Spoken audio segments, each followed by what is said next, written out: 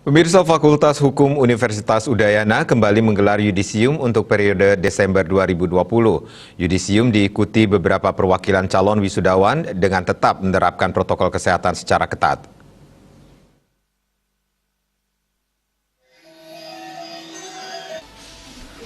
Dalam upaya mentaati protokol kesehatan, peserta yudisium yang hadir hanya perwakilan calon wisudawan secara keseluruhan.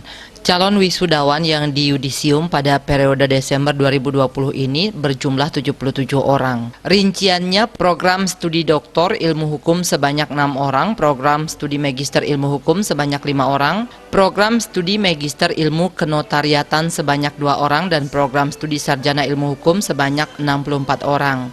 Peserta yang mengikuti yudisium secara tatap muka hanya belasan orang.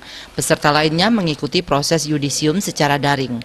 Para lulusan telah dibekali berbagai pengetahuan dan kecakapan saat mengikuti proses pembelajaran selama perkuliahan berlangsung yang nantinya bermanfaat dalam dunia kerja maupun dunia usaha.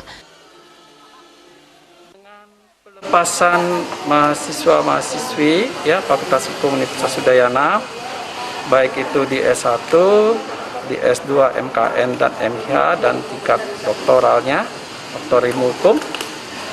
Kami dari lembaga mempunyai harapan tentu supaya semua calon wisudawan atau mahasiswa yang kami lepas hari ini bisa berperan aktif dalam proses pembangunan di negara kita. Dalam skala kecil tentu yang S1 yang masih fresh bisa mendapatkan atau mengembangkan ilmunya, bisa bekerja, baik itu mandiri yang entrepreneurship yang sudah diberikan ataupun mengisi celah-celah yang dimanapun dia bisa, sehingga ilmunya bisa dikembangkan. Kemudian dari harapan untuk MKN MH yang sebagian sudah bekerja supaya bisa juga untuk mandiri.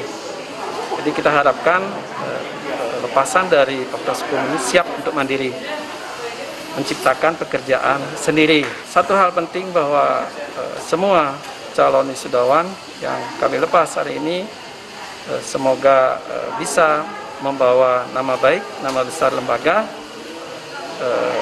dengan bertanggung jawab penuh tentang apa yang telah didapatkan di lembaga ini.